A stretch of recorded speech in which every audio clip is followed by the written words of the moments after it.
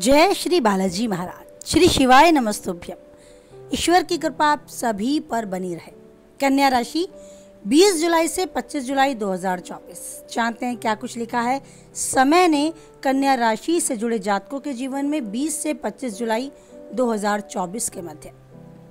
कन्या राशि से जुड़े जातकों के लिए ये समय पहले के मुकाबले अधिक परिश्रम करने का है और साथ ही शुभ और सफलता लिए हुए भी है। पहले के मुकाबले अधिक परिश्रम करना होगा, साथ ही आपको अधिक शुभ और सफलता की ओर बढ़ते हुए संकेत भी मिलेंगे। आपके सोचे हुए सभी काम समय पर पूरे होंगे और आपको जीवन के प्रत्येक क्षेत्र में मनचाही सफलता और लाभ प्राप्ति के योग बनते नजर आएंगे। परीक्षा प्रतियोगिता की तैयारी में जुटे छात्रों के लिए ये समय खुशखबरी भरा है। उन्हें मनचाही सफलता के प्रबल योग है, लेकिन उन्हें सिर्फ और सिर्फ अपने अध्ययन पर, अपने लक्ष्य पर फोकस करना होगा। विदेश में करियर बनाने की, कारोबार की दिशा चुनने के लिए अगर मन बना रहे थे तो आने वाली अड़चनें दूर होंगी और आपको मनचाही सफलता मिलती नजर आएगी। इस दौरान व्यवसाय को आगे बढ़ाने के लिए भी आप लंबी दूरी की यात्रा कर सकते हैं और आपकी यात्रा काफी हद तक सुखद और लाभप्रद साबित होगी। सत्ता सरकार से जुड़े किसी प्रभावी व्यक्ति की मदद से लंबे समय से अटका हुआ काम भी पूरा होगा और व्यक्ति विशेष की मदद से किसी लाभकारी योजना में भी जुड़ने का आपको अवसर प्राप्त होगा। अगर आप जॉब करते हैं तो आपकी जॉब में, आपकी नौकरी में आपको पूर्ण रूप से अपने अधिकारियों का सहयोग मिलेगा, उनकी वाहवाही मिलेगी। आपको अपने साथ काम करने वाले सहकर्मियों की साथ जुड़ने और अपनी बातों को, अपनी योग्यताओं को उनके साथ शेयर करने का भी भरपूर अवसर मिलेगा। लेकिन ध्यान रखें, अपनी भावी योजनाओं के बारे में उनसे डिस्कस अभी ना करें जब तक उन पर आप अमल ना कर ले, उन पर कदम ना बढ़ा दें। आप उनसे अपने अनुभव भी शेयर करेंगे जो उनके लिए काफ़ी हद तक मददगार साबित होंगे। अपनी जॉब में आपको लोगों का सहयोग और समर्थन भरपूर रूप से प्राप्त होगा, लेकिन आपको ये भी समझना है कि कहीं कोई पीठ पीछे आपके बारे में षड्यंत्र तो नहीं रच रहा। ऐसे लोगों की पहचान करें, उनसे सावधान रहें और दूरी बनाकर रखें तथा अपनी भावी योजनाओं को कभी भी उनसे शेयर न करें। व्यवसाय से जुड़े लोगों के लिए भी ये समय उनकी साख को बढ़ाने वाला है। उनकी योग्यताओं को इस प्रतिस्पर्धा के समय में अपने प्रतियोगी के सामने आगे बढ़कर कुछ कर दिखाने का है। लेकिन आपको ध्यान रखना है, भावी योजनाओं के विषय में हर किसी से बात नहीं करनी। बाजार में आपकी साख बढ़ती आपको नजर आएगी, आपका दबदबा बनेगा। आप व्यवसाय को विस्तार रूप देने की योजना पर कदम उठाएंगे और काफ़ी हद तक फलीभूत भी होती पाएंगे। लेकिन आपको अपने भावी योजनाओं को अभी खुद तक ही सीमित रखना है और योजनाबद्ध तरीके से उन पर आगे बढ़ना है। इस दौरान सुख सुविधा से जुड़ी चीज़ों पर आप खर्चा करेंगे। घर परिवार से जुड़े किसी ज़रूरी कार्य के लिए भी बड़ी धनराशि खर्च कर सकते हैं, लेकिन आपको अपने बजट को ध्यान में रखकर ही धनराशि खर्च करनी होगी, नहीं तो आगे आपको उस पर पछतावा भी होगा। अपनी जमा पूंजी को खर्च करने से पहले थोड़ा सोचें, क्या यह आवश्यक है। अगर आपको अति आवश्यक लगती है तो खर्चा करें, नहीं तो रुक जाएं। इस बात को अपनी आदत में शामिल करें।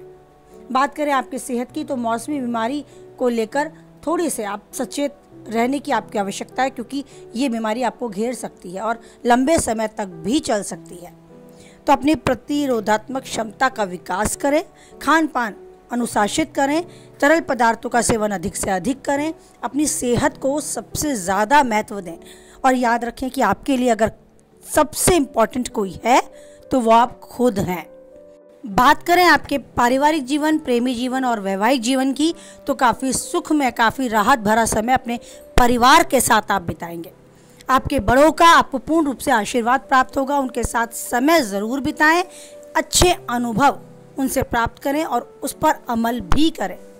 बड़ों के साथ समय बिताने से एक सकारात्मक ऊर्जा हमें मिलती है और आप मानेंगे कि ईश्वर किसी के पास स्वयं दर्शन नहीं देते, वो आपके बड़ों के रूप में आपके समक्ष हैं। अगर ये चेतना आपके अंदर जाग गई और इसे मन में आप बसा बैठे तो आपको अपने बड़ों के समक्ष बैठकर एक सुकून, एक राहत का आभास होगा, जो सुकून हमें ईश्वर के साथ कनेक्ट होकर मिलता है।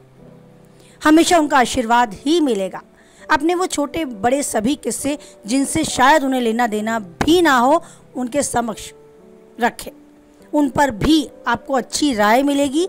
आप देखेंगे कि आप जीवन को जीने की एक नई कला उनके समक्ष बैठकर सीख रहे हैं, क्योंकि बड़े लोगों के साथ बैठने से मन में सुकून और शांति का आभास होता है, धैर्य और विवेक बढ़ता है और साथ ही हमें जीवन जीने की एक नई प्रेरणा भी मिलती है। घर में छोटों के साथ भी समय बिताएं, मौज मस्ती करें और अपने मन को तरोताज़ा करें। ये समय भरपूर रूप से आपका साथ देगा। घर में प्रेम की भावना बढ़ती नजर आएगी और सब साथ में सहयोग और समर्थन से भरपूर आपको महसूस होंगे। बात करें पारिवारिक जीवन के बाद आपके वैवाहिक जीवन की, तो ये भी सुख में रहेगा। अपने जीवन साथी के साथ एक अच्छा समय आप बिताएंगे, क्वालिटी टाइम आप स्पेंड करेंगे, मन तन की चर्चा करेंगे और बहुत सारे अनुभव भी शेयर करेंगे। एक जिंदगी में यादगार पलों में शामिल करने जैसा पल बिताएंगे।